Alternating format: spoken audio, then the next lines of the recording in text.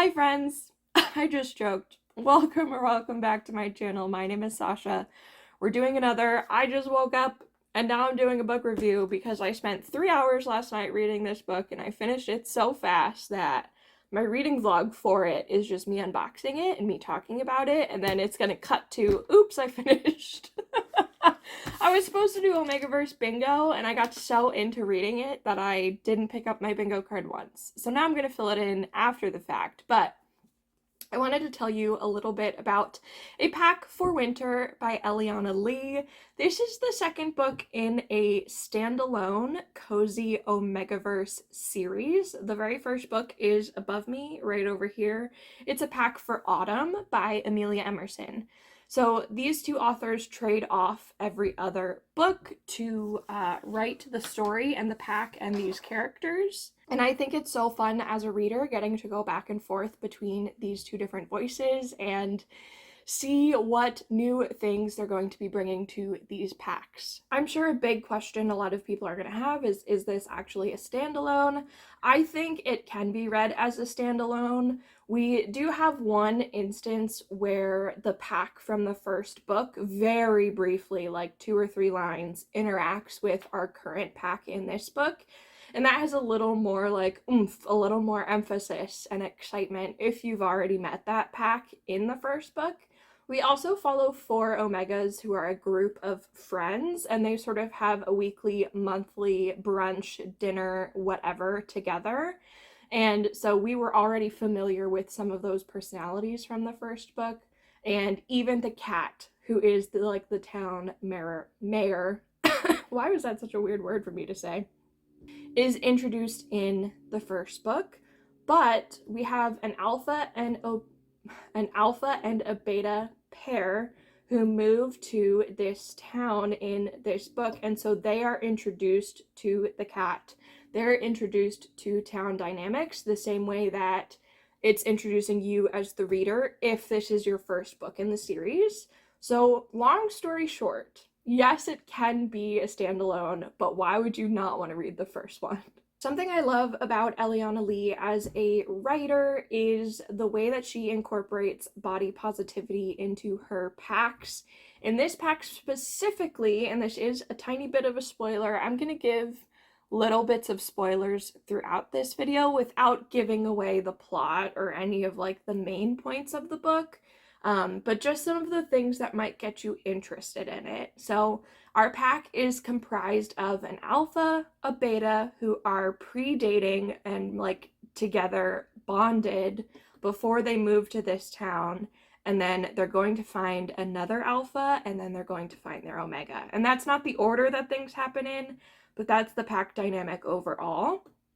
I really enjoy when we do get betas in packs because I think they change the dynamics a lot. They are sort of the clear head of the group. They don't have as many instincts or hormonal changes sort of rampaging over their better judgment.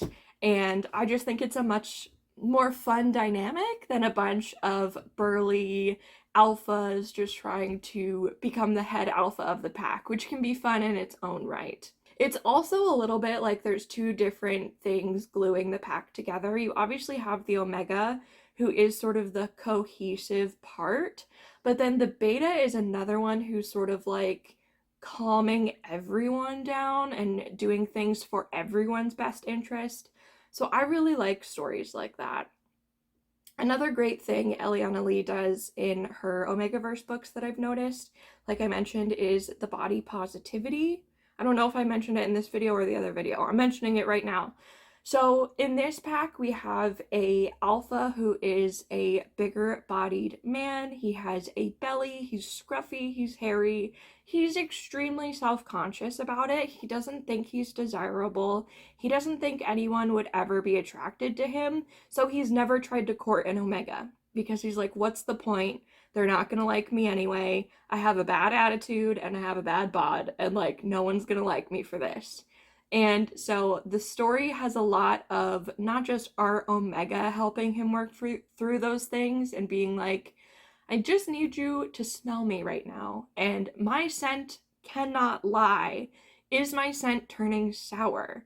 Do I look at you like this and get the ick? And she's like, obviously no. Like I'm begging you to get naked right now. So that was a really sweet moment in this book. And then the other pair, the alpha and the beta, are also really great for his self-confidence and take him shopping and are just so wonderful to this character. And it was great to see that companionship and that growth as well. The other side of the coin is our Omega, who has Googled what it means to be a good Omega because she's the only one in her family.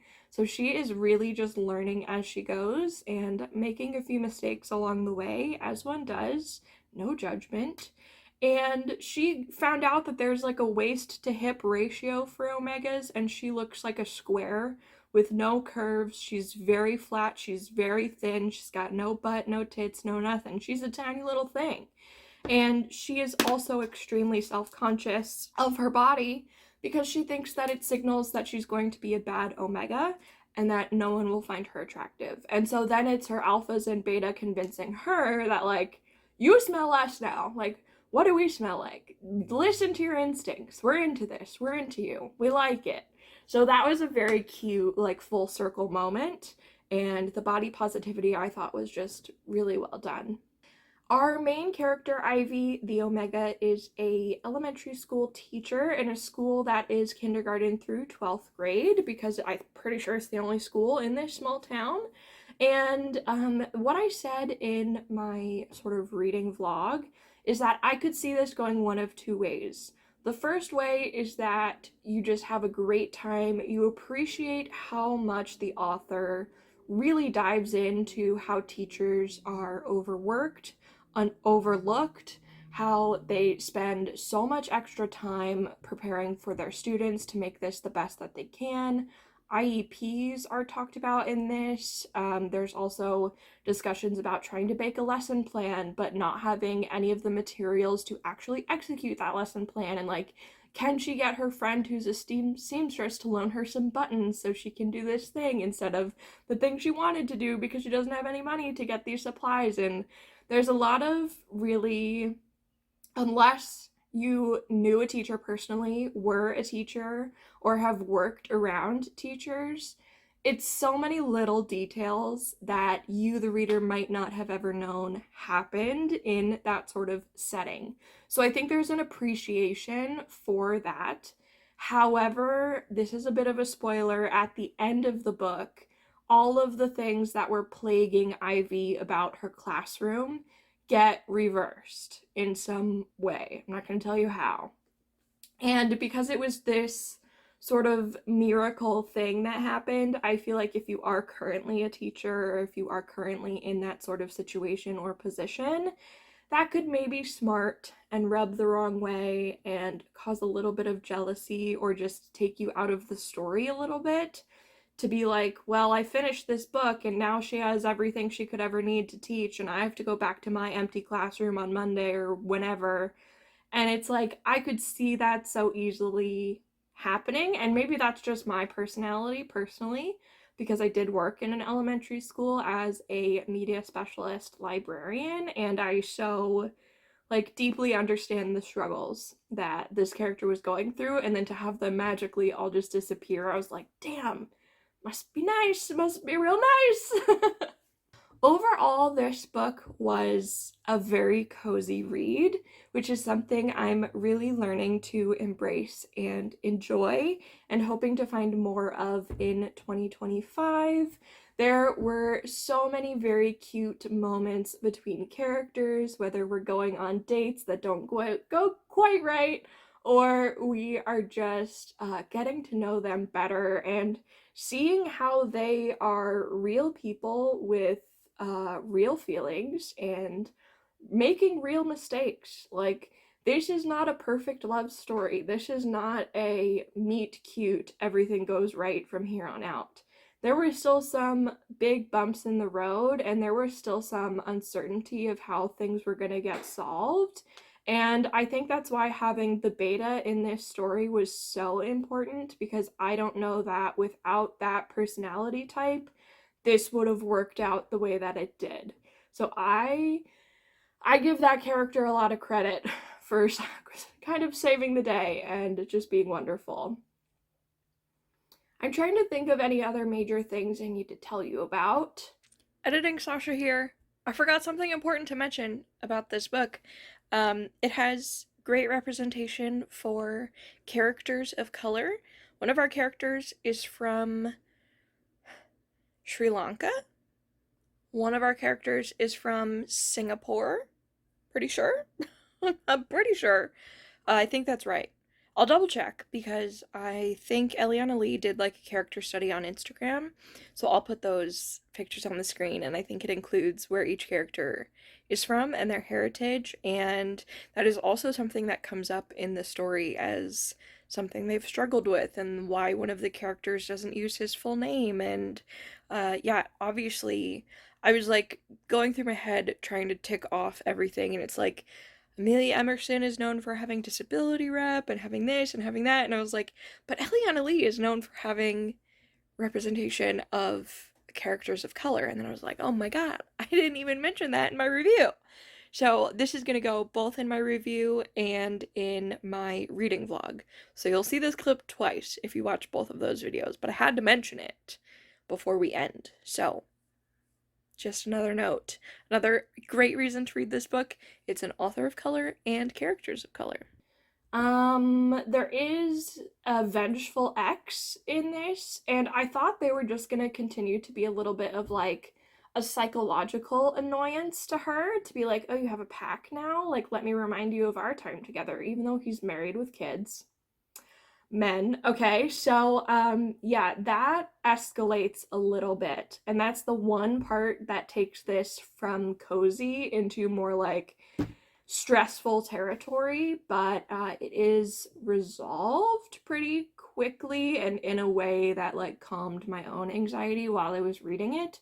So that's the only like warning I might give you, and that is, I'm pretty sure, in the content warnings as well.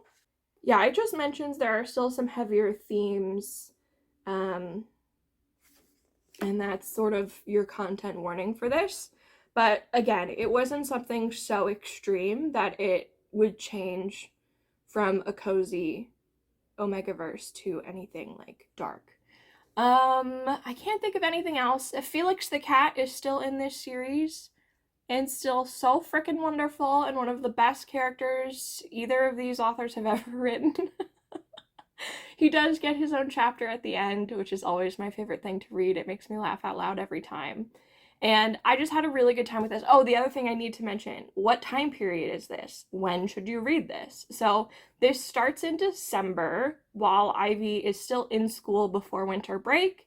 It goes through Christmas Eve, Christmas, it goes through New Year's and New Year's Eve, and then it does go all the way to Valentine's Day. So you can really read this anytime in December, January, February, whichever, like, whenever you want to work it in, okay?